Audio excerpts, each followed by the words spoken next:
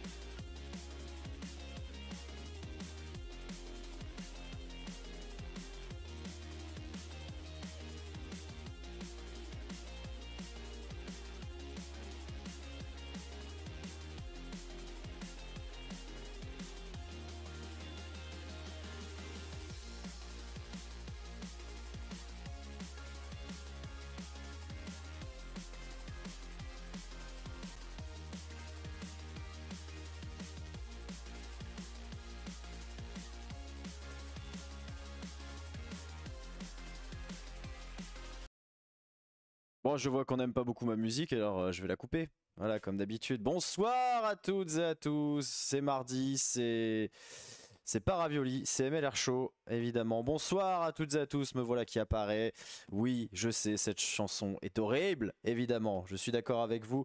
Merci à vous d'être là pour suivre eh bien notre nouveau numéro du MLR Show. On est à la 6e semaine. Ils s'en sont passés beaucoup, beaucoup des choses ce week-end, donc il y a pas mal de choses à dire et ben ça tombe bien parce qu'on est là pour ça, évidemment. Si vous avez, si vous avez raté cette semaine, eh bien ce week-end de compétition, eh bien on est là pour tout vous montrer. Évidemment, je ne suis pas tout seul, vous le savez, j'ai des acolytes. J'en ai un aujourd'hui, un seul est resté. Il est toujours là depuis le début de la saison, c'est mon homme, c'est mon gars sûr, évidemment. Adrien Abadi, comment ça va? Salut Rémi, salut à tous. Bah écoute, ça va au top, hein. Ça va au top, en pleine forme. On a une belle semaine de MLR.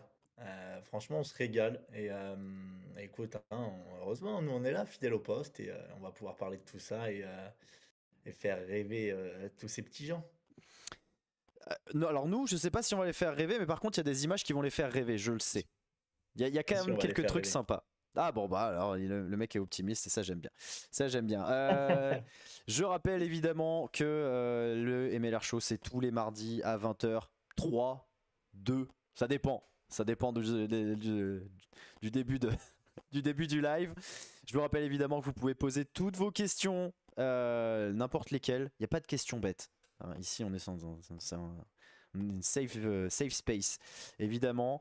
On a pas mal de choses à montrer, je le disais, on a pas mal de choses aussi. Il y a une petite chose que j'ai envie de vous annoncer, je vais vous garder à la fin évidemment, je tease comme un porc le programme de cette 6e journée de MR, cette 6e semaine. Old Glory, New England, Anthem, Houston, Nola Gold, Los Angeles, Seattle, Utah, San Diego, Miami. Il y a beaucoup de choses à dire et il y avait pas mal de matchs qui étaient très importants, mon Adri. On avait évidemment pointé le NOLA Los Angeles, mais au-delà de ça, il y avait des Ouais. matchs qui sentaient bon le rugby foufou. Ouais, il y avait des matchs qui sentaient bon le rugby fou, et en effet, hein, ça a été purement MLR dans le texte, hein, cette petite semaine et ce week-end de rugby. Et on a vu en effet des matchs se solder avec beaucoup de points, et surtout plus équilibrés que l'on pouvait le penser sur le papier.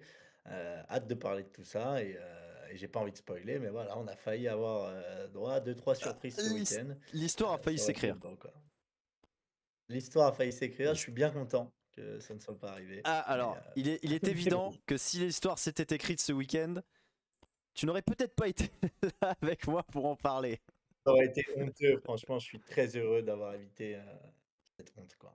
Voilà. Évidemment, Adri, fan des chats-sabres, bien sûr, donc On en reparlera. on en reparlera évidemment. Je vous remontre rapidement le programme qui nous attend. On va pas commencer, on va pas faire dans l'ordre parce que nous on en a rien à faire. On était des glingos.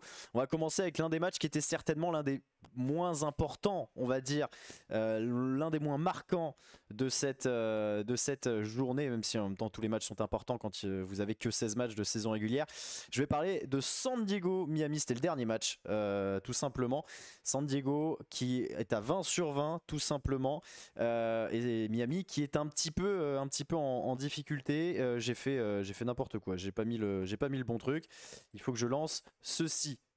Si ça veut bien fonctionner. Bah ça marche pas. Bah c'est pas grave. Attendez. Hop hop hop. Voilà. Il y a pas de questions bêtes. Mais par contre manifestement il y a des mauvais il y a des mauvais streamers. Donc ça commence très bien. Euh, on va aller voir la régie et puis ça va aller mieux évidemment. Allez, t'es revenu. Tu Tu veux pas chanter quelque chose en attendant? Qu'est-ce que tu pourrais nous dire? Tu veux que je chante? Ouais, je sais L'hymne pas. américain?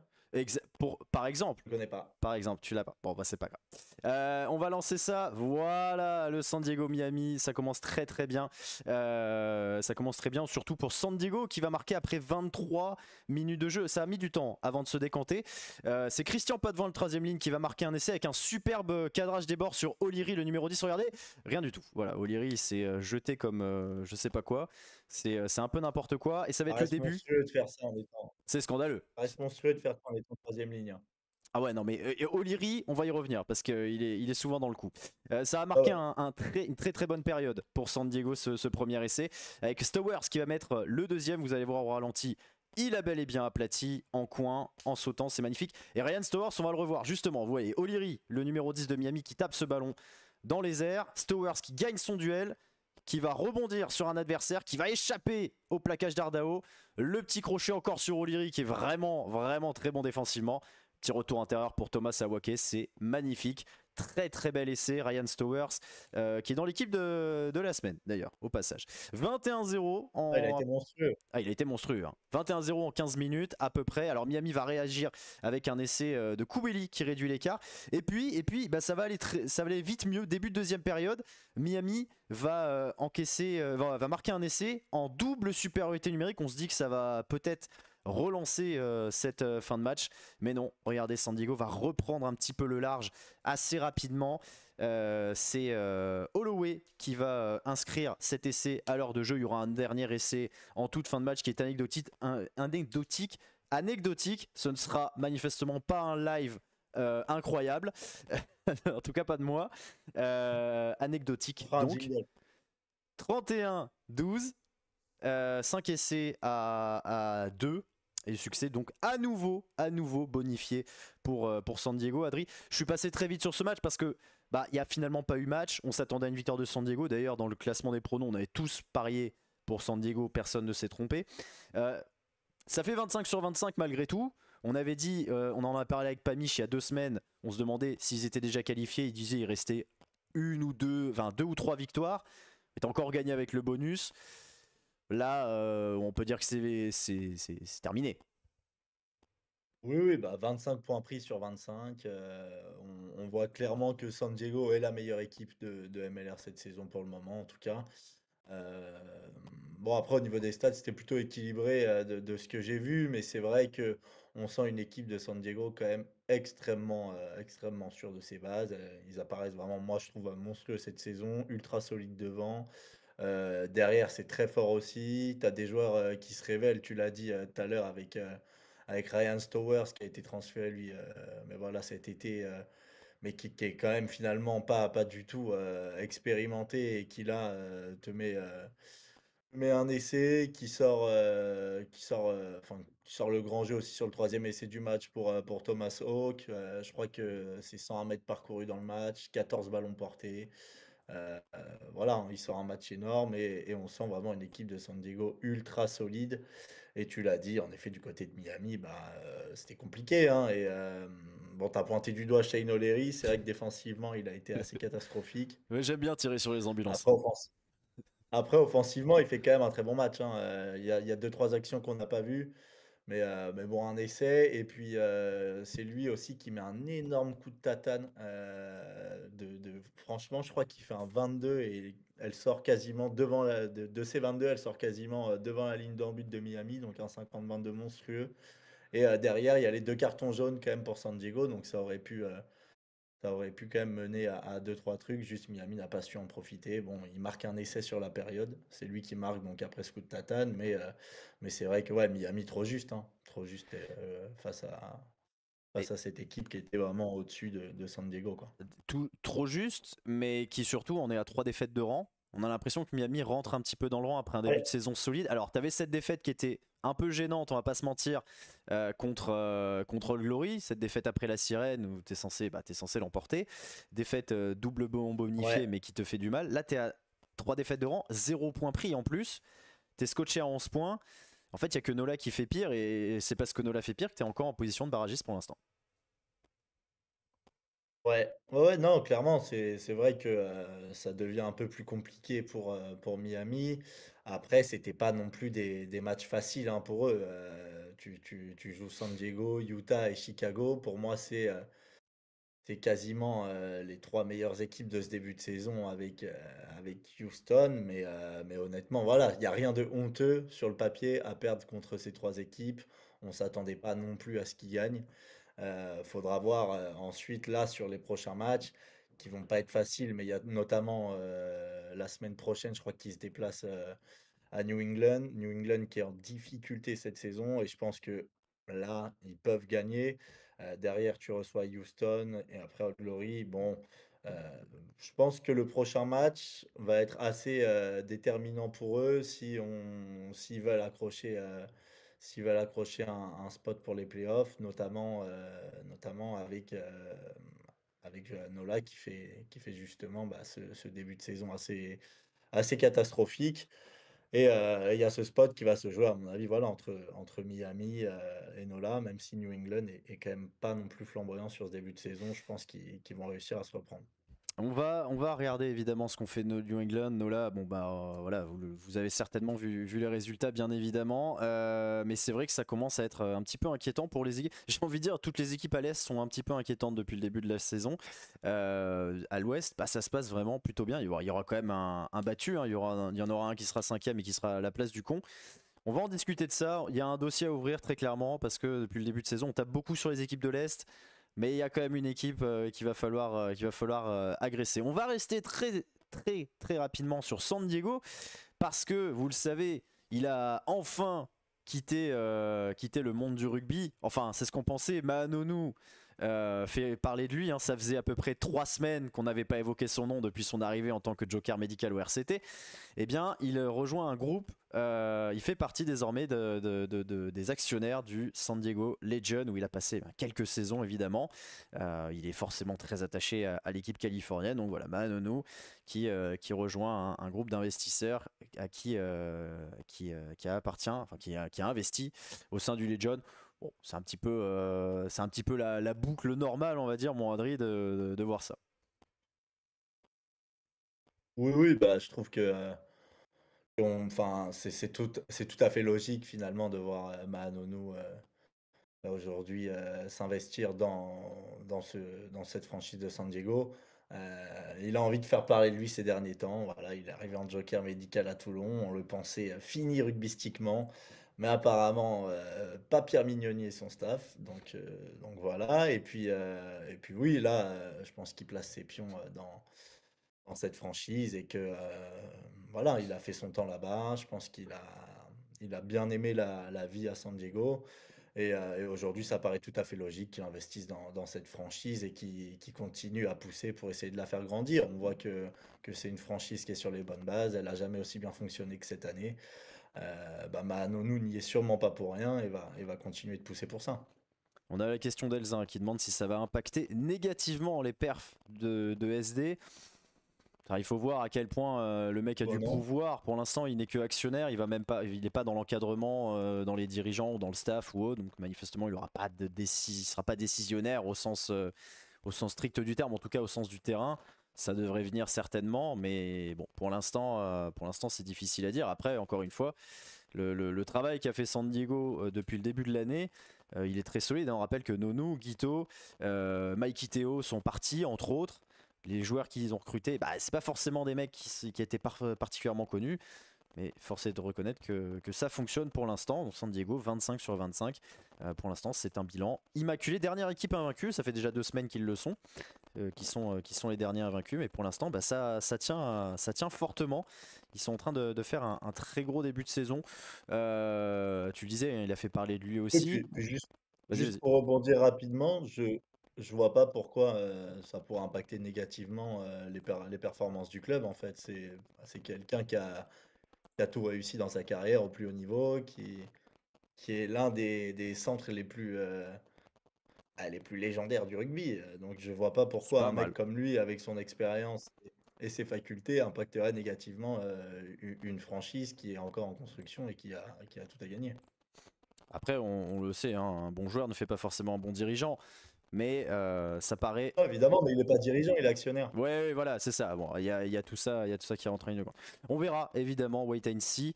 Je sais pas si toi, tu as eu des échos, vu que, évidemment, le frangin joue à Toulon. Est-ce que tu as eu des échos sur Mahanonou à l'entraînement? Ouais, ouais, ouais. Bah, au début déjà tout le monde était surpris, heu, parce ils l'ont annoncé, je sais pas si vous vous souvenez, ils l'ont annoncé le 1er avril donc il y en a 2-3 qui ont cru que c'était une blague au début. Mais finalement voilà, il est impliqué, il fait ce qu'il a à faire aux entraînements. Apparemment c'est un mec quand même, super cool et ultra investi. Il donne des beaux conseils, il accompagne les jeunes. Après il va pas jouer à mon avis, hein, il va pas jouer beaucoup. Mais en tout cas, voilà, il fait ce qu'il a à faire et je pense qu'il est là pour ça. 42 Il piges. est pas là pour jouer, il sera là pour remplacer. 42 piges Nounou. Tu parlais en termes de terrain, sur le terrain, Elsa. Bah, on pensait que ça ferait partie des pertes. Ça a l'air d'aller. Après, Nounou, c'était plus le grand Nounou, évidemment. Même dans cette MLR, il semblait un petit peu dépassé parfois par la vitesse de certains adversaires. Voilà ce qu'on pouvait dire sur ce San Diego Miami 31-12 victoire avec le bonus pour San Diego. On va passer au deuxième match et ça c'est un gros morceau. Anthem Houston, c'est un match qu'on n'attendait pas fou à ce point-là. Vous le voyez, après 18 minutes, il y a déjà 2 essais inscrits, un de chaque côté. Il y a aussi un jaune pour Anthem. Cet essai, c'est Misaile Lagou, on en parlera tout à l'heure, qui est parfaitement décalé par Simu Smith et qui va mettre le deuxième essai de Houston, qui va encore marquer dans la foulée avec la puissance de ses centres, la puissance de ses avants. Le voilà, l'essai de Smith, l'autre ailier. Et à la 40e, eh bien, il va y avoir l'essai du bonus, carrément. Seth Smith, cette fois, le talonneur, magnifique, avec sa belle coiffure, le numéro 2 de Le Houston. Viking. Le Viking, exactement. Qui inscrit cet essai. Anthem, vous le voyez, n'est pas loin à la mi-temps, 24-19. On se dit que pourtant, ils ont fait le plus dur, hein, Houston, et pas du tout. Dès le retour des vestiaires, l'Observer, le superbe coup de pied par-dessus qu'il récupère, et il permet à Jason Tidwell d'aller inscrire un magnifique essai. Je vous remets au ralenti le petit enchaînement de Cleveland Loubser qui est indéniablement l'un des meilleurs joueurs, si ce n'est le meilleur joueur de cette équipe d'Anthem. Il y avait 24-19 La à la... couverture en Moïdo est catastrophique quand même. C'est vrai, c'est vrai. Anthem, qui vous voyez, va passer devant, va encore inscrire un essai et va même poursuivre sur sa lancée avec cet essai de Junior Gaffa, là aussi un des hommes forts de cette équipe qui était titulaire en premier centre, 33-24. Ils leur ont passé un 19-0 à cheval sur la fin de mi-temps et le début de la deuxième. Mais ça va devenir un à toi au moi, c'est-à-dire que Houston va revenir. Anthem va repasser devant, Houston va encore marquer, etc. jusqu'à la 78e et cet essai de Turnbull, on se dit, c'est pas moi qui déconne, hein, c'est les lumières du stade hein, qui font ça. On se dit qu'Anthem a fait le plus dur, mais regardez sur la relance, eh ben il y a un écran qui est fait sur l'un des joueurs de Houston qui se jette sur le ballon. Pénalité contre Anthem. Davy Kutzer va prendre ses responsabilités évidemment en chef de patrouille. Ça passe la pénalité. Alors le coup de sifflet est donné juste après. Le chronométrage n'était manifestement pas bon. Et résultat, eh bien succès 46-45 pour Houston, qui a eu très chaud, on l'a dit. Il y avait du monde dans les tribunes. Oui, Charlotte, ils savent pas encore ce que c'est le rugby, je pense. Ça a été un match très chaud. Au-delà du fait, mon Adri, que en tant que supporter des Chats-Sabres, tu es soulagé, on est obligé de dire que Anthem, Je suis extrêmement soulagé. que tu es extrêmement soulagé, on est obligé de le dire. On s'en doutait un petit peu, on l'avait dit avec une année de recul, un recrutement qui semblait plutôt sympa, que ça allait aller mieux cette année. Même si pour l'instant il n'y a pas de victoire, force est de constater que, en effet, ils en sont de plus en plus proches. Tu viens de perdre 2 fois à domicile d'1 point contre Miami, mais surtout là contre Houston. Ouais, non, mais de toute façon, on le savait, en effet, hein. On savait que cette équipe d'Anthem allait aller mieux cette saison, c'était sûr. L'année dernière, ils avaient été créés à la hâte. On savait que ça allait être compliqué.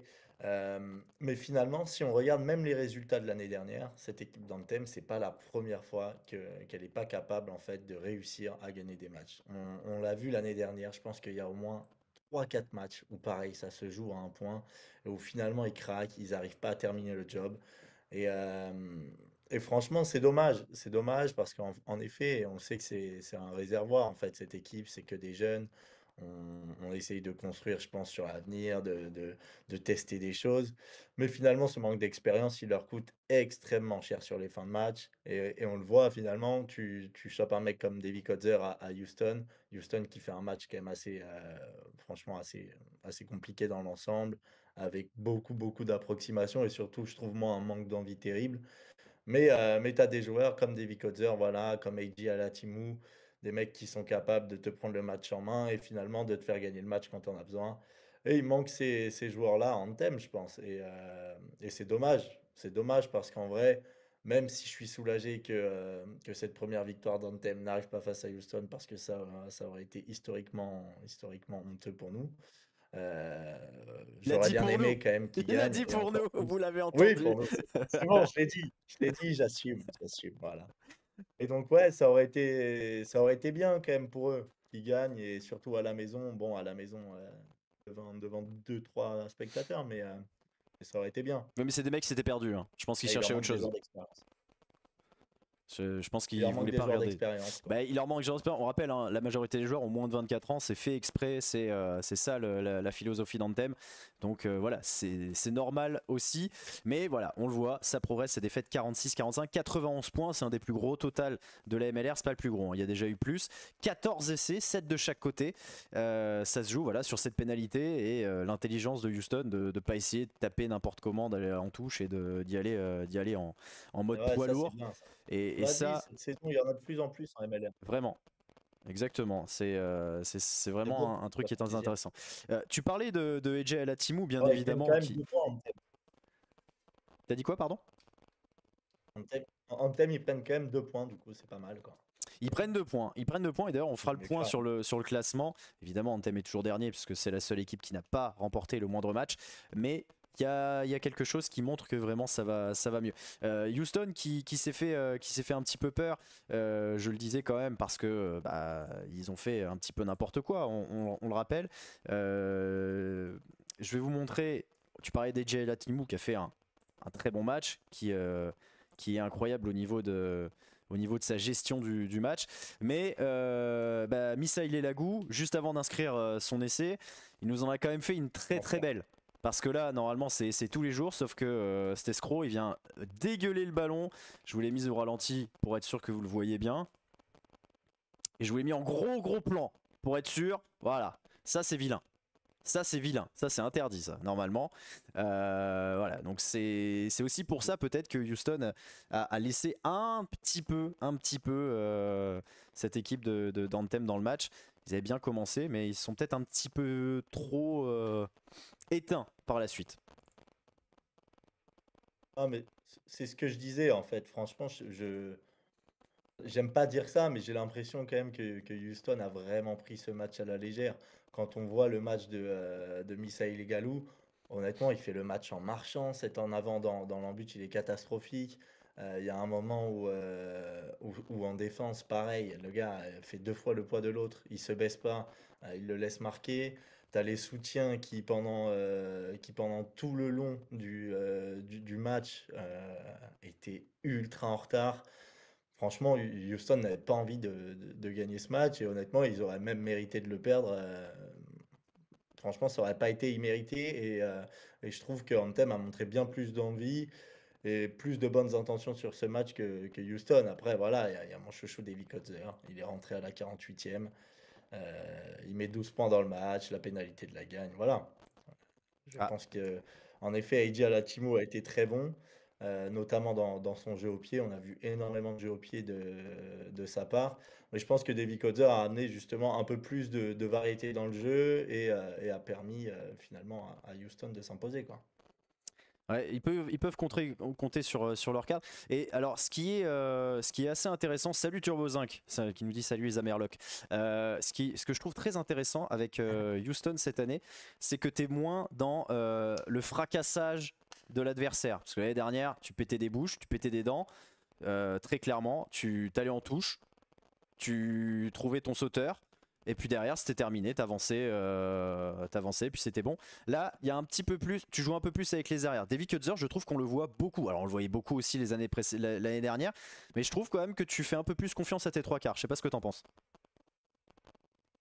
Alors oui, oui, ils font plus confiance à leurs trois quarts et en effet, ils s'appuient dessus. Après, comme on le disait l'année dernière, on reste sur des trois quarts qui sont assez lourds, hein.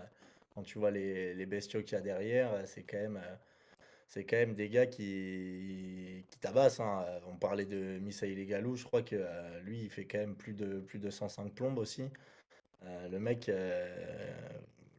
t'as pas envie de le prendre dans la gueule. Et Non. après, au vu du match, encore une fois, même contre Anthem, je pense que quoi, tu dois avoir 3 essais marqués sur Maul et on continue à s'appuyer quand même énormément sur les avants. Après, oui, il y a peut-être un peu plus de variété que la saison dernière.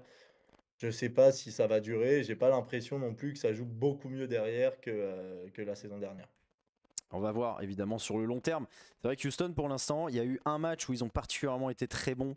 C'est le match contre Utah, où ils sont allés gagner là-bas. Et en plus, Utah faisait pas un mauvais match, c'était il y a 2 semaines, la seule défaite de Utah. Et Ouais.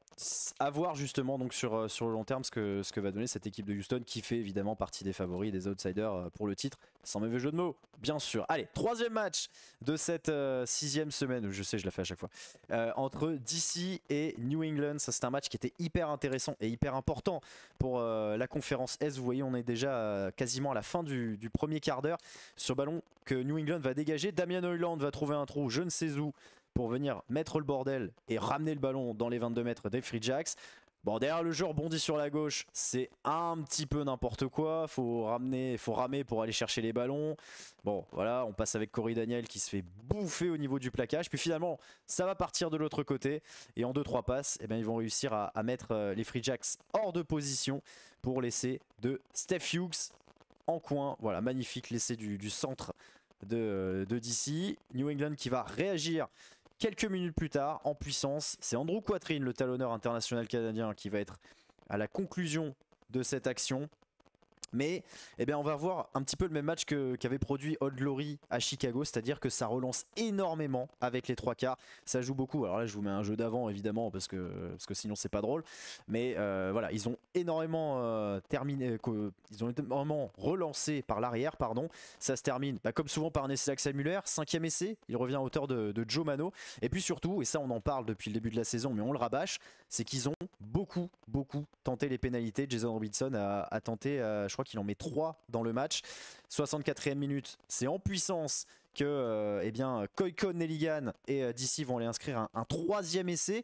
Un troisième essai qui est, vous le voyez, à 28-7, quasiment synonyme de victoire assurée. Ça va se terminer par une victoire 28-14 puisqu'il y aura la réduction de l'écart en toute fin de match de New England. Il n'y a pas grand chose de plus à dire sur ce match, c'est que DC a dominé, DC a largement et logiquement remporté ce match.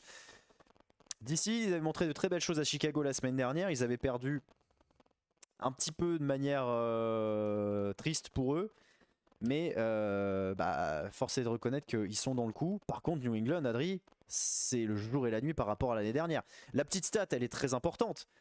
Ils ont perdu 3 matchs depuis le début de la saison. 3 défaites. L'année dernière, en saison régulière, et toute la saison confondue, puisque derrière ils vont au bout, ils n'avaient perdu que 5 matchs. Ça veut dire qu'ils ont déjà quasiment perdu autant que la saison dernière.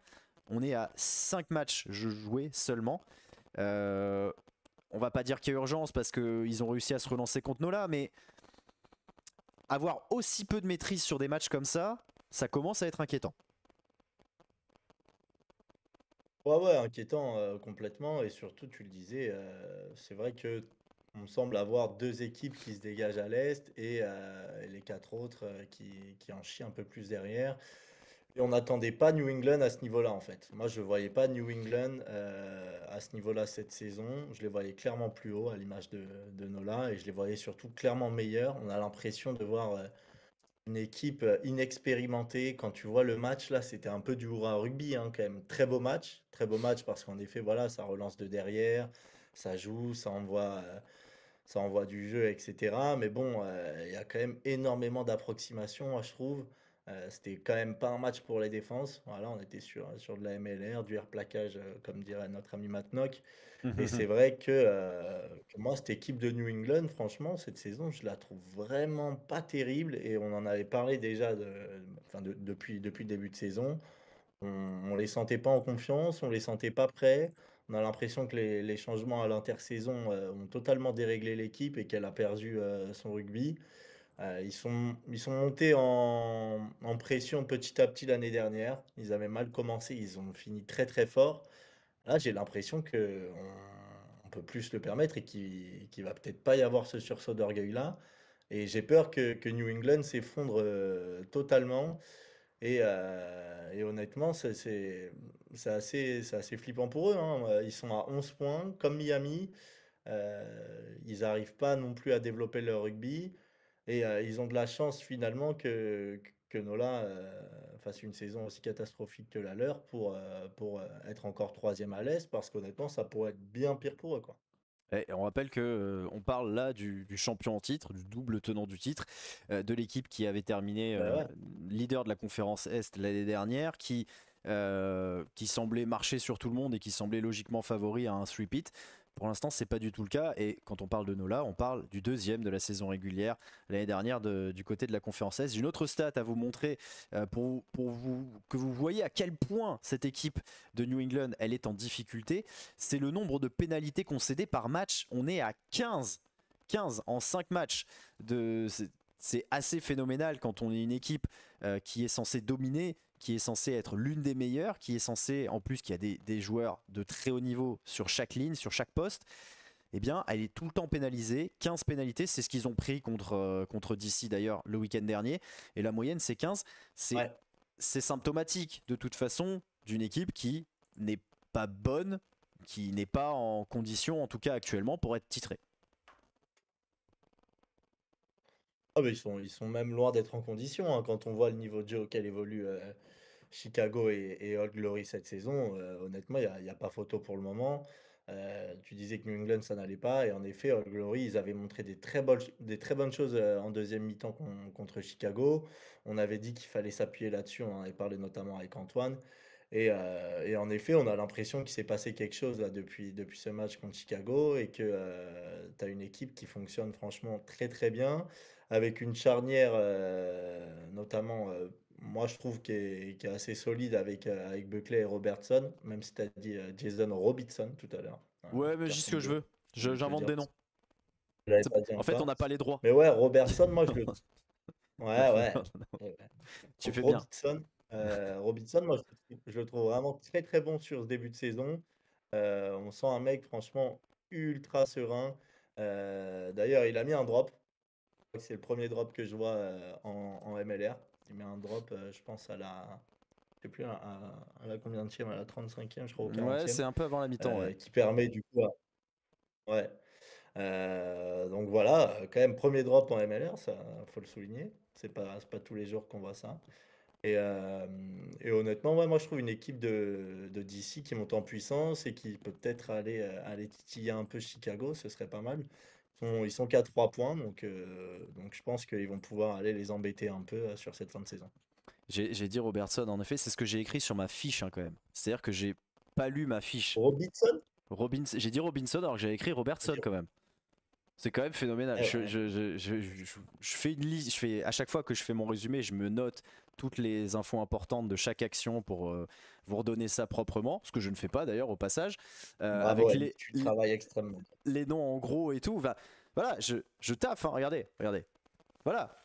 Il y a des trucs et tout, il y a des minutes, il y a des noms en majuscules, etc. Je travaille, mais arrivé en direct, le mec fourche. C'est scandaleux. Mais voilà, c'est pour la petite parenthèse. Old Glory, c'est très intéressant. Bastien Brunello, notre invité il y a quelques semaines, joueur en universitaire au rugby qui joue à Mount St. Mary, donc pas très loin de DC, nous a dit Old Glory, finale de conf. Et je crois même qu'il dit qu'il remporte la conf Est. Je crois que c'est finale de championnat. Il nous l'avait annoncé, c'est vrai. Donc voilà, Ouais, ça a qu'il nous été. l'avait annoncé. Et Et il on me l'a avait tous répété tiré, même. on avait tous les deux tiré un peu la gueule. On lui avait dit, ah ouais, t'es sûr et tout Ah, ça. Bon, bah il écoute, l'assume en tout cas. Il l'assume parce qu'il me l'a répété il y a quelques temps. J'ai screené, évidemment. C'est parce que faut pas déconner. On en reparlera d'ici quelques mois, mais c'est vrai qu'on a l'impression qu'il y a deux équipes au-dessus. Et d'ailleurs, je vais te poser la question, Adri, en après les autres. Les deux derniers résumés, et je vais vous la poser à vous aussi dans le chat, vous pourrez nous donner votre avis. Quelle équipe pour l'instant a le plus impressionné dans cette MLR? On est à 5 matchs joués pour la plupart, il n'y a que Miami qui en a joué 6. On est à un tiers de la saison régulière, je pense qu'il y a la possibilité de faire un premier bilan. On va ouvrir le premier gros dossier de ce MLR Show, semaine 6. On va basculer à l'ouest. On va basculer sur un match qui a été ultra important et surtout pour Seattle parce que Seattle ne va pas bien. Une victoire, 3 défaites un petit peu dégueulasse, on peut le dire, contre Los Angeles la semaine dernière alors qu'ils auraient dû l'emporter, ou en tout cas c'était assez serré, mais ils étaient partis avec un double bonus. Pas inutile, mais pas incroyable non plus. Et là, là ils accueillent Utah qui est absolument phénoménal et surprenant depuis le début de saison, qui va continuer comme ils savent si bien faire. 4e minute, Joel Oxon qui vient trouver un trou, rentrer sa course parfaitement. Le petit crochet derrière sur le dernier défenseur. Et premier essai pour Utah après seulement 4 minutes de jeu. Je vous remontre encore une fois, il passe bien entre le 3e ligne et un talonneur, me semble-t-il. Le pilier. Enfin, un pilier, c'est un pilier, ouais, c'est une première ligne, tout Ah, à c'est le fait. pilier gauche. Pilier gauche, numéro 1, c'est pas. Eddie Fouché va quand même ramener Seattle à -1 grâce à sa botte. Mais regardez encore, 32e. Divan Rousseau tente le offload, mais c'est Joel Oxon qui vient gratter ce ballon et qui va plus vite que tout le monde. Il fait un début de saison phénoménal, hein. C'est le capitaine de Utah depuis le début de l'année. Et c'est assez solide ce qu'il fait. 14-6 à la pause pour Utah qui va marquer 3 points par Lewila. Vous le voyez, il va en rajouter là. Juste avant, c'était un essai de Liam Coltman, l'ancien lyonnais. 27-6, puis 27-13. Seattle va revenir petit à petit dans la partie. Mika Kruse, l'ancien de Utah, qui vient décaler Malachi Esdale. Toujours aussi solide, toujours aussi fort et rapide sur les ailes. Un essai qui va évidemment relancer totalement cette fin de match. Je vous remets le petit ralenti, la course le long de la ligne. C'est parfait, dit Nick Ben, il est trop loin. Et du coup, Utah va pas prendre de risque et va aller inscrire 3 points dans les 10 dernières minutes, 30-20. Et ils ont bien fait parce que regardez, 74e minute, ballon porté pas du tout, touche, ballon récupéré. Et vous allez voir ce qui va se passer, le ballon va rebondir, on va aller vers l'aile gauche, relevé par Gallagher, notre ami Gallagher. Et là, l'en avant volontaire réalisé par Spencer Jones. Et du coup, après visionnage vidéo, eh bien, ce sera carton jaune et essai de pénalité pour Seattle. Donc 30-27 en faveur de Utah à 5 minutes de la fin. Je vous remets le TMO. Ils ont pris du temps, hein. Ils ont pris leur temps avant de trouver de prendre leur décision. On voit absolument rien sur leur TMO. En plus, c'est extraordinaire. C'est aussi pour ça que je l'ai mis. Voilà, là, on voit. Bon, c'est pas illogique de donner essai de pénalité. Non, après, c'est pas non plus. C'est pas un gros en C'est avant. pas non plus. C'est pas l'en avant du Ouais, siècle. C'est pas un gros en Etzebeth. avant. C'est pas un gros en a c'est pas un gros en avant, puis surtout ça glisse derrière, c'est pas forcément le dernier sur la ligne de passe, c'est gentil. Moi je trouve que c'est gentil quand même. Ah, ok. Bon, pour moi c'était moins gentil que ça. Mais je comprends. Après, Maintenant, c'est pas très triste. scandaleux, hein. C'est pas Non, scandaleux. c'est pas scandaleux. De toute façon, ça a pas changé grand-chose. Seattle, bah si, va chercher le bonus Non. défensif du coup, mais s'incline 30-27. Quatrième défaite de la saison. Ils en avaient perdu 5 aussi des matchs l'année dernière, comme New England, mais là c'est encore pire. Et Utah, là c'est à l'inverse, avait gagné 5 matchs la saison dernière. Ils en ont gagné 4 déjà cette saison après 5 journées. Donc voilà, on est vraiment sur Ouais. des équipes qui changent totalement du tout au tout. Matnock nous dit c'est pas juste d'avoir le plus beau maillot, c'est de chier dans la commode. On peut le dire, oui, Seattle ne va pas bien. Pourtant, bah, sur le papier, l'équipe elle est relativement stable par rapport à l'année dernière. On pouvait espérer mieux. Le début de saison, bon, t'as pris un petit peu un carton à San Diego, mais en dominant le match, t'as l'impression que San Diego surtout avait été très efficace. Puis vu ce que fait San Diego depuis, tu te disais bon, c'était pas si grave. T'avais battu New England sur le fil, tu perds de 3 points à Houston. Bon, tu te dis, ouais, c'est pas si loin, voilà. Mais au final, force est de constater qu'après 5 journées, tu as perdu 4 matchs contre tes adversaires directs, parce que leurs 4 défaites sont Ouais. face aux 4 autres équipes de la conférence Ouest. Ta seule victoire, c'est face à New England, on l'a dit, c'est pas bon. Est-ce que Seattle n'est pas la plus mauvaise équipe de la conférence Ouest? Plus mauvaise équipe de la conférence Ouest, je pense pas. Je pense pas. En tout cas, c'est un peu trop tôt à mon avis pour le dire. Ils ont eu des matchs franchement pas évidents à jouer, cette saison et encore même ce match, honnêtement, ils le perdent. Ils le perdent à 27-30 et c'est logique quand tu vois la physionomie du match. Mais au fond, ils avaient les moyens de le gagner, hein. Ils ont 66,3 de possession, 70 d'occupation. Ils ont dominé ce match, en tout cas statistiquement. Ils ont parcouru plus de terrain balle en main. Ils étaient majoritairement dans le camp adverse et ils auraient pu gagner ce match. Ils auraient pu, ils ont proposé des bonnes choses. Seulement, ils sont tombés contre une défense de Utah que j'ai trouvé moi monstrueuse. Franchement, une défense de Utah énorme sur le match, avec des gros plaquages à l'image de Joe Mano, hein, qui a fait aussi, tu les as pas mis là dans le résumé, mais il a sorti deux trois tampons. Oui, et On ça a vu c'est faut le quand même signaler hein, des parce que c'est mecs pas monter. souvent.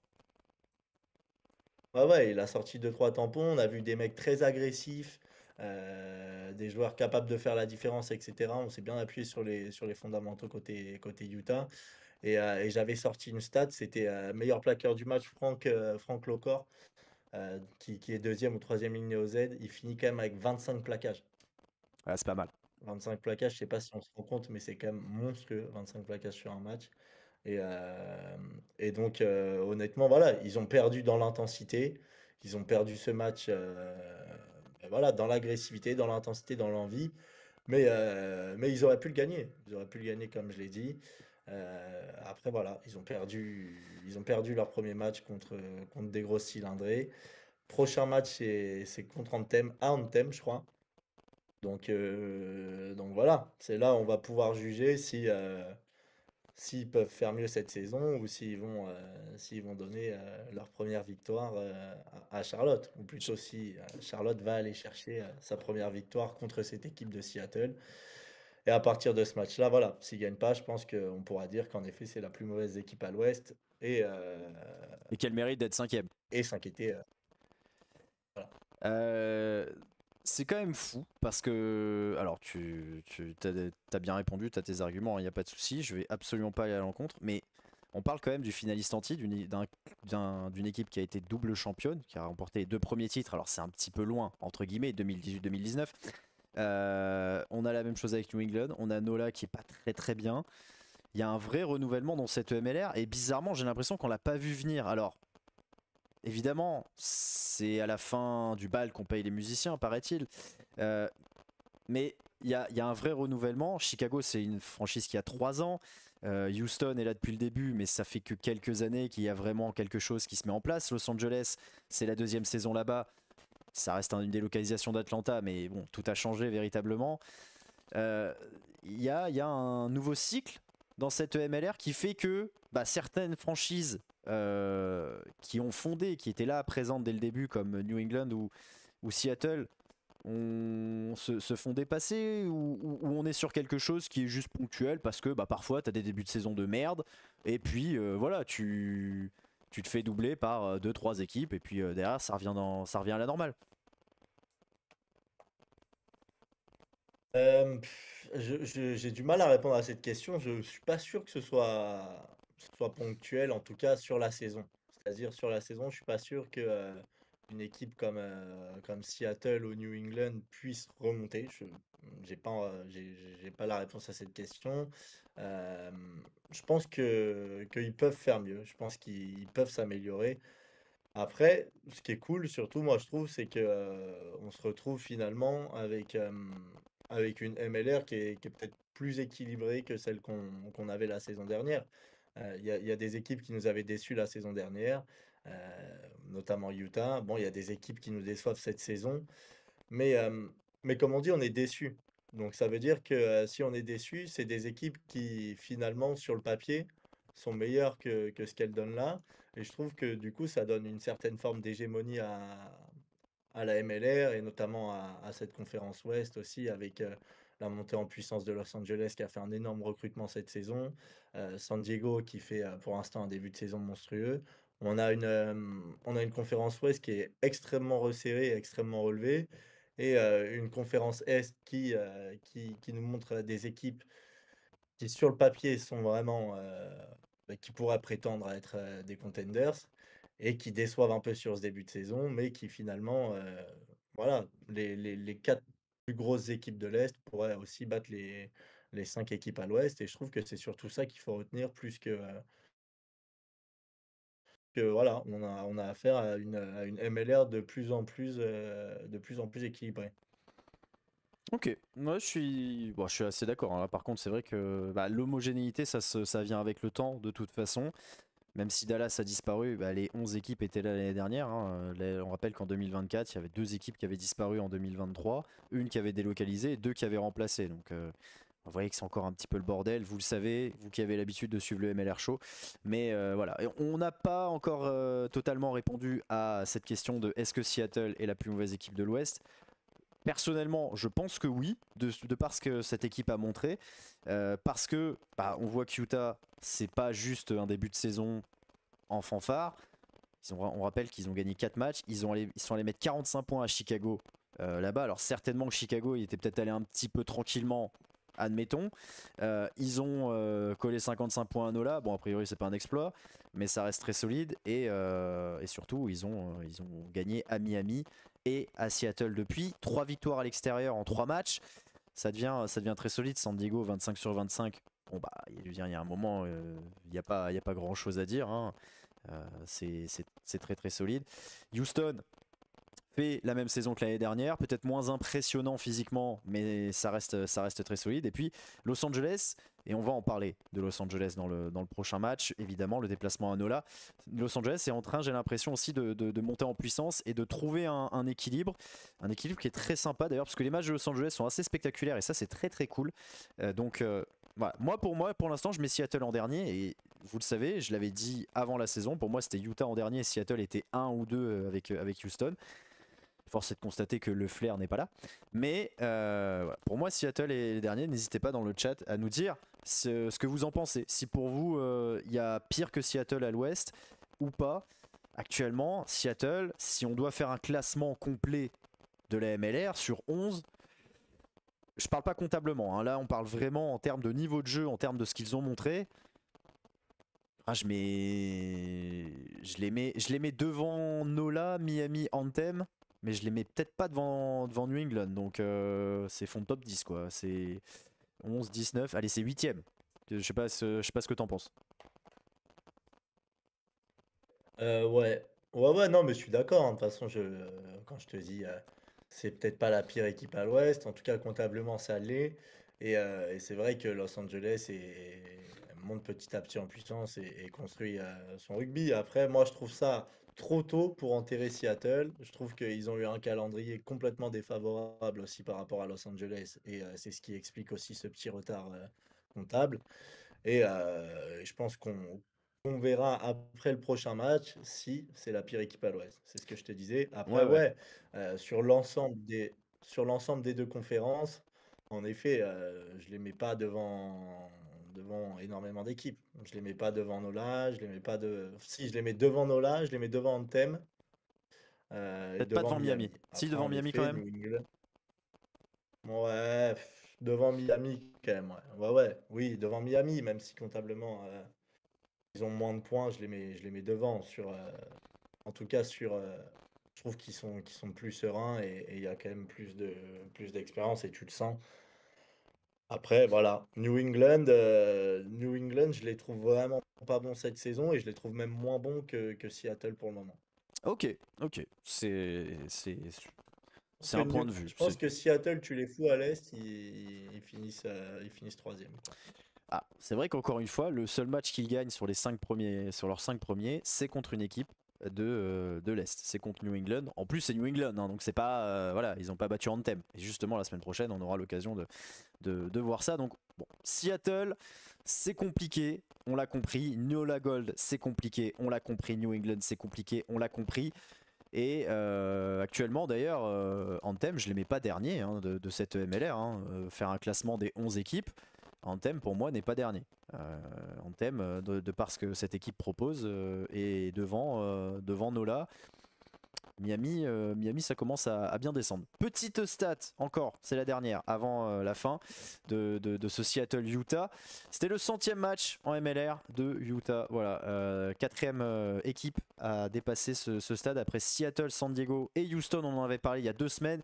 Houston qui était d'ailleurs la première équipe à gagner son 100e match en MLR. Hein, c'est vraiment une stat inutile. Et bien désormais, elles sont 2. Voilà, 2 équipes qui ont gagné leur 100e match de MLR. Je crois que la prochaine équipe à y arriver, c'est ça doit être DC, logiquement, puisque DC fait partie des équipes À jouer, pas à gagner. À jouer, hein. Oui, à jouer. À gagner en 7 ans de MLR, enfin Non, 8 ans de 8 ans de parce MLR. que tu as dit à gagner. Mais tu dis que des conneries depuis le début, donc c'est pas. Alors, Je la refais. C'était leur 100e match disputé en MLR et c'est la deuxième équipe qui réussit à gagner son 100e match de MLR. C'est ça. Ah oui, non, c'est ça que t'as pas compris. C'est que, en fait, la stat, c'était que Seattle et San Diego ont perdu lorsqu'ils ont joué leur 100e match de MLR. Et Ah! Houston avait réussi à Autant pour gagner il y moi. a 2 semaines, à gagner contre Utah justement. Et c'est donc, j'ai vu cette stat passer sur Insta, je sais plus, ou Twitter, je sais plus. Et voilà, cette stat inutile, c'était la première équipe à gagner son 100e match en MLR. Vraiment, ça n'a aucun sens, mais voilà. Désormais, il y a Utah Eh aussi. ben, c'est superbe. Voilà. C'est compliqué. Hein. Cette émission, c'est une émission compliquée, placée sous le signe de la complication. Le dernier match, et c'est l'autre sujet que l'on va aborder, on en a beaucoup parlé avec toi et Antoine la semaine dernière, mais on va être obligé de le réouvrir, il n'était pas vraiment fermé. C'est le cas de Nola Gold. Nola Gold qui accueillait Los Angeles, c'est un match ultra important. Ça a très mal commencé pour LA puisque sur cette action, Jack Shaw, non c'est Purdy pardon, va se blesser, le numéro 14. Mais si Hollywood nous a bien appris un truc, c'est que quand un mec rentre, et bien derrière il est décisif. Regardez, quelques minutes plus tard, Van Vogt il est plaqué mais il n'est pas tenu, donc il se relève, il va trouver du soutien et qui va aller terminer le travail. Derrière cette nouvelle passe, eh bien, c'est Jack Shaw qui est entré en jeu. Voilà, le numéro 23, celui que personne ne voulait, qui va marquer le premier essai du match. Je rigole évidemment. Je vous remontre Van Vogt qui n'était pas du tout tenu, c'est scandaleux. LA qui par contre tient le ballon dans ce début de match, mais qui va se faire surprendre au quart d'heure. Xavier Mignot, encore lui, qui va inscrire son 3e essai en MLR. Il s'amuse le Xav, c'est extraordinaire. La Nouvelle-Orléans qui d'ailleurs va profiter de cet essai pour repartir de l'avant et lancer définitivement son match. Là c'est Lopetti en puissance après ce ballon porté qui va inscrire un nouvel essai. Puis là il va repartir, remettre la main sur le ballon. C'est d'abord Bertranou qui va marquer un essai. Ils vont s'approcher même des 22 mètres et même de l'embut de Nola avant un nouveau contre de la part du Gold. Ça va aller très vite jusqu'au milieu de terrain. Puis Mix vient faire un plaquage magnifique. Et puis en fait, il va être rappelé, monsieur l'arbitre. Parce que, vous allez voir, le TMO va le prévenir. En fait, sur cette action, juste avant que le ballon soit perdu, relevé par les joueurs de Nola et qui partent en contre, là on l'a pas vu, hein, évidemment. Mais en fait, Bertranou, il pose le ballon dans l'embut. Et ça, l'arbitre l'avait pas vu. Il l'avait absolument pas vu. J'ai mis des gros plans hein, aujourd'hui. J'ai été très gentil. Donc essai pour LA et doublé de Gonzalo Bertranou, le voilà, l'ancien de Cardiff notamment. Et LA qui va même aller s'offrir le bonus offensif avant la pause. C'est Ben Houston qui joue définitivement dans la mauvaise équipe qui va inscrire cet essai. LA donc a fait déjà quasiment le plus dur en première période, va encore écoper d'un jaune en début de deuxième, Sosene Feagai qui le prend. Ça permet à Lopetti de s'offrir un doublé, mais comme d'habitude, eh bien, Nola va derrière dominer, rater des occasions, des opportunités, et puis va se faire punir à l'heure de jeu. C'est LA qui va mettre le 5e essai, encore une fois un ballon relevé par Bertranou qui joue rapidement une pénalité, le soutien de Bill Mix, pardon, et la finition d'Andruko, l'international canadien. La victoire est donc assurée. New Orleans, décidément aujourd'hui j'y arrive pas, va quand même inscrire l'essai du bonus offensif et du double bonus d'ailleurs. JP Duplessis qui avait remplacé d'ailleurs Xavier Mignot qui inscrit cet essai.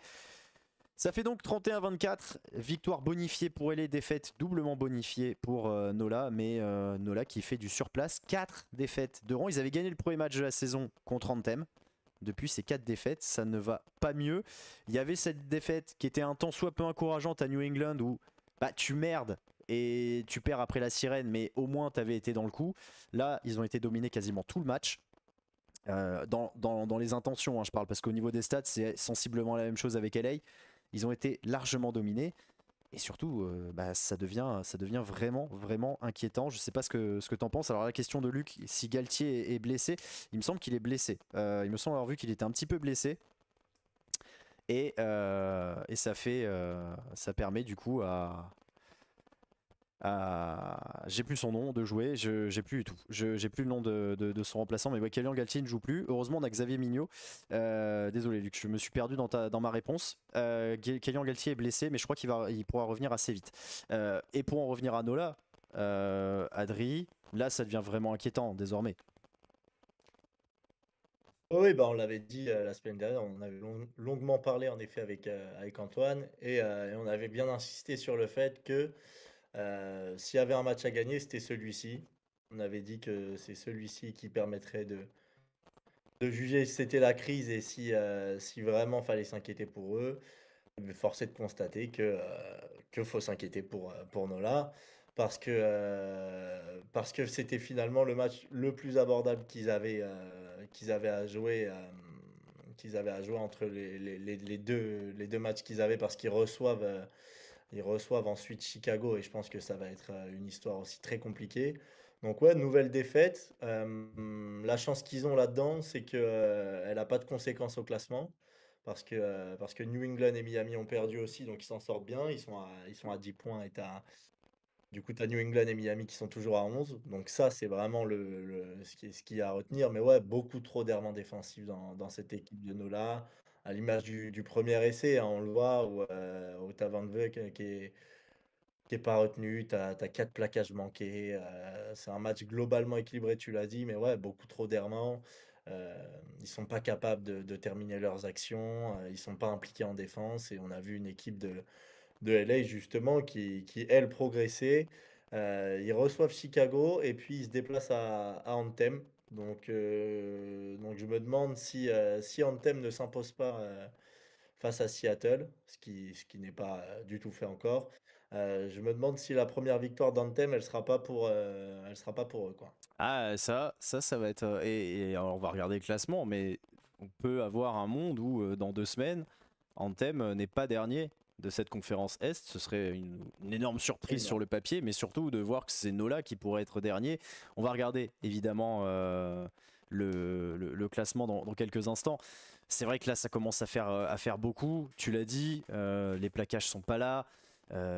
Offensivement, ils font des choix qui sont désastreux.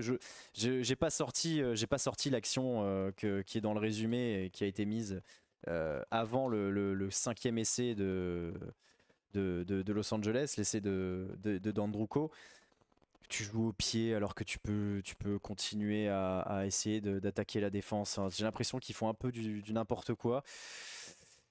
On avait parlé éventuellement du staff, mais il n'y avait pas grand chose à en dire. De toute façon, on n'a pas beaucoup d'infos, hein, sur Nola actuellement. Je vois pas ce qui peut les relancer parce que leur point fort, c'est les avants. Oui, on l'a vu, Lopetti met un doublé sur ballon porté, très bien.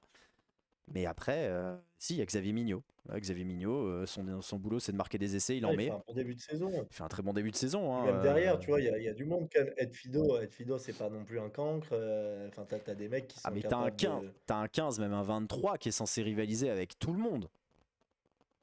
bah, ouais, ouais, sur le papier, en tout cas, ils ont clairement les moyens de faire bien mieux, hein. On a vu JP Duplessis, qui est rentré en cours de match, qui met son essai aussi, est loin d'être mauvais. T'as quand même des mecs qui sont capables bah, pour moi, ouais, d'être top 2 au moins, hein, à la fin de la saison. On les voyait d'ailleurs à cette place-là.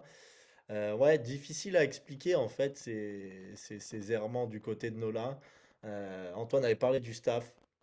C'est vrai que de là où on est, on n'a pas énormément d'infos, donc c'est compliqué de parler de ça. J'ai pas envie de dire de conneries, mais c'est vrai qu'on sent il y a un manque de communion dans cette équipe. On voit pas les mecs impliqués.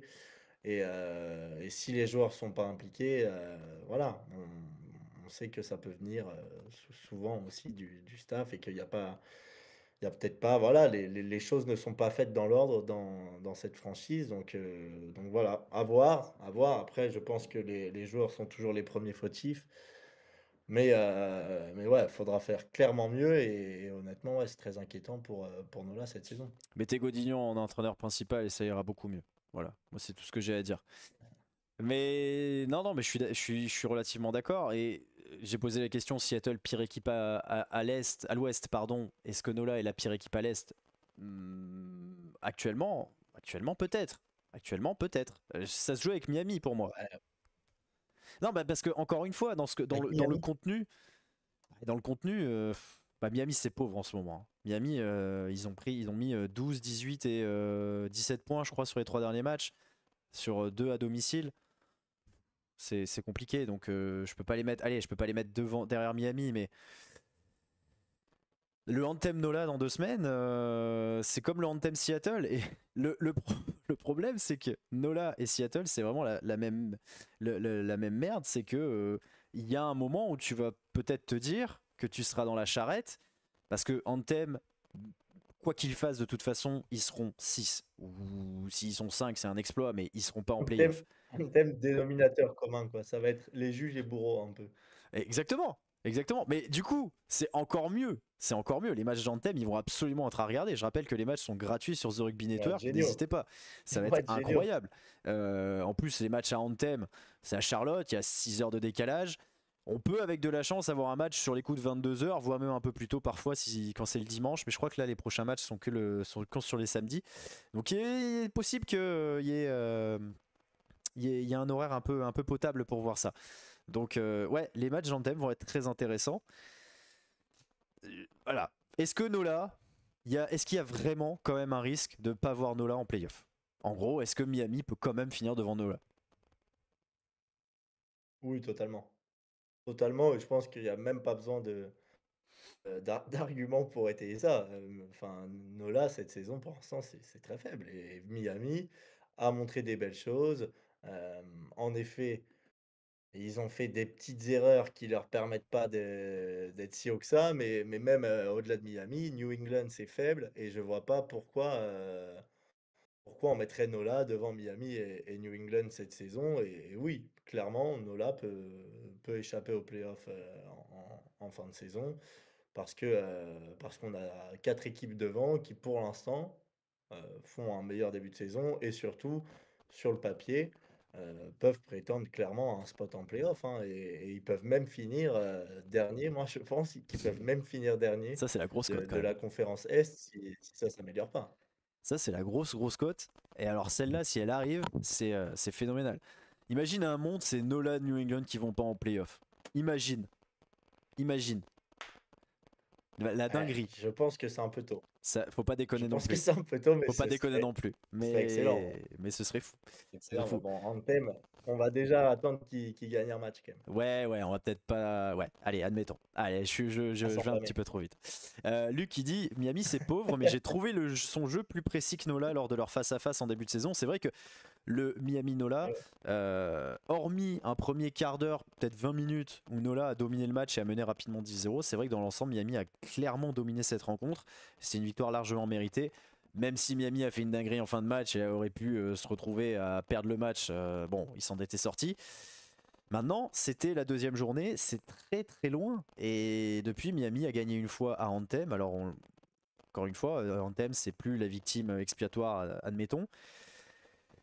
Ça me paraît compliqué. Bon, de là à dire que Miami Nola vont être dans la charrette, bon, je vais quand même pas m'attarder, m'y attarder quand même parce que faut pas déconner.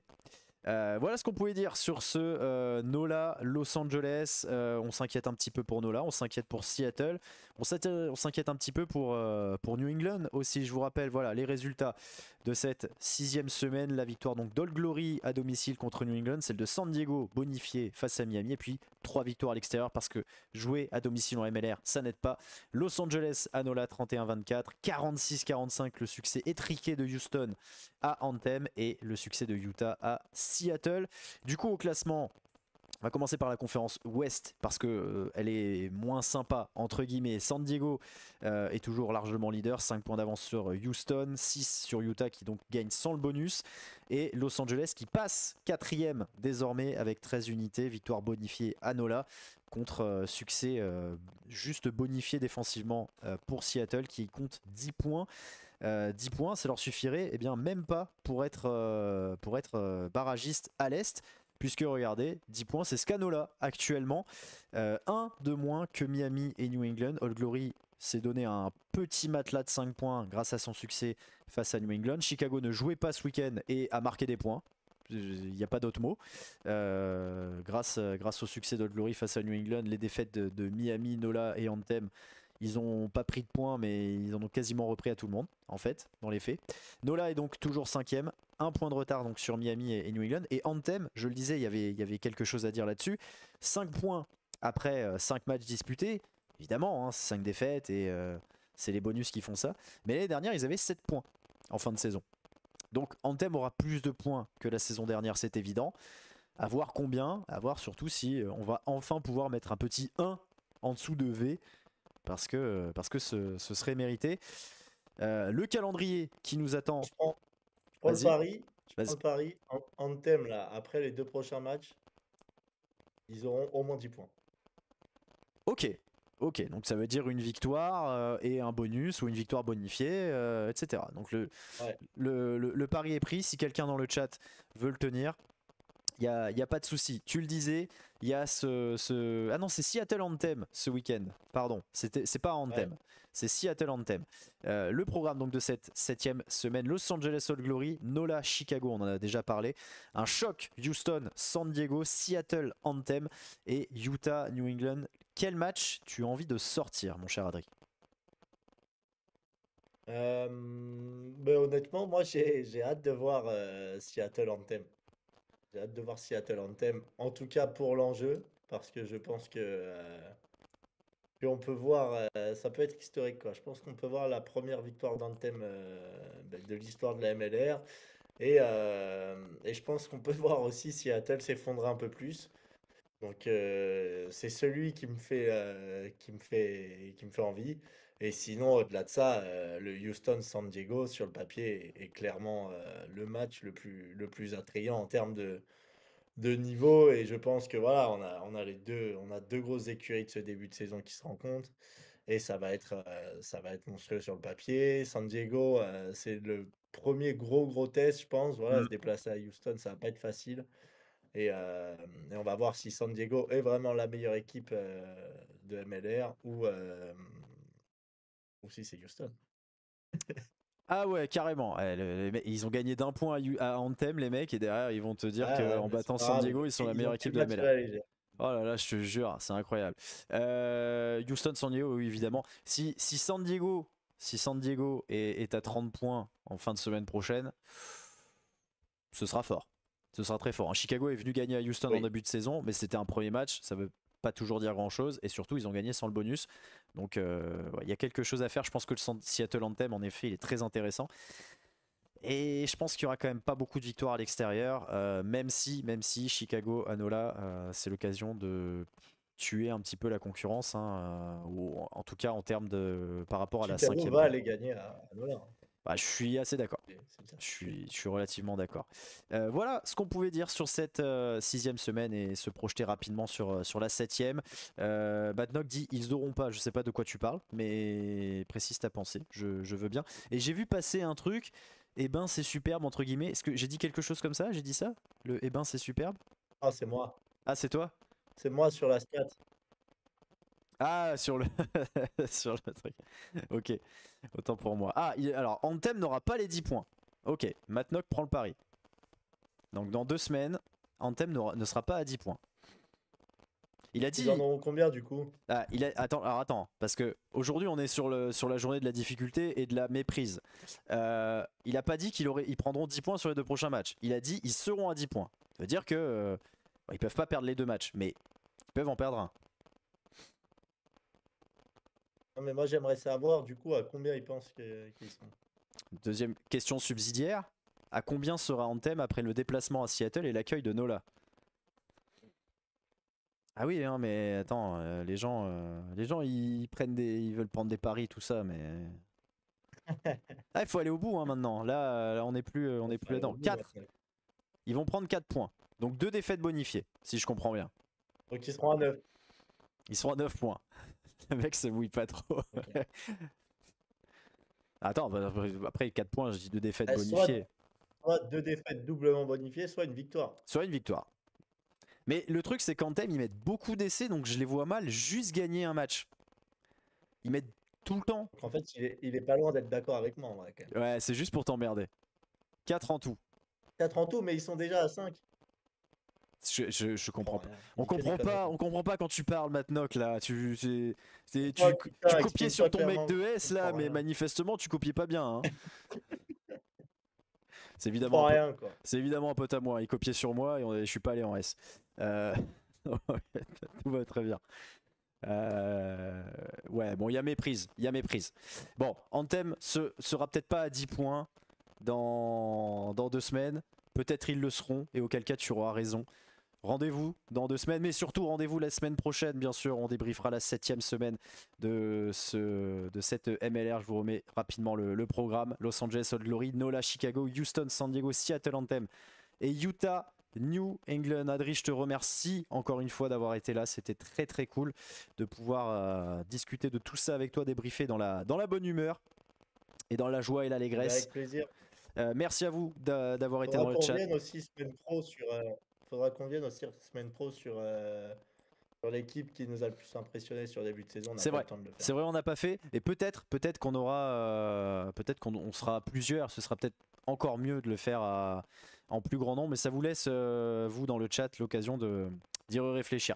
Merci encore une fois, mon André. Merci à vous. N'oubliez pas que l'émission, elle est disponible en replay sur YouTube en intégralité sur les Outsiders TV, sur notre chaîne YouTube, et puis les petits extraits habituels sur les réseaux sociaux. Vous en avez l'habitude, et vous avez l'habitude aussi avec cette hymne américain. Bonne soirée à vous, vive la MLR, et surtout, vive les USA. Ciao ciao.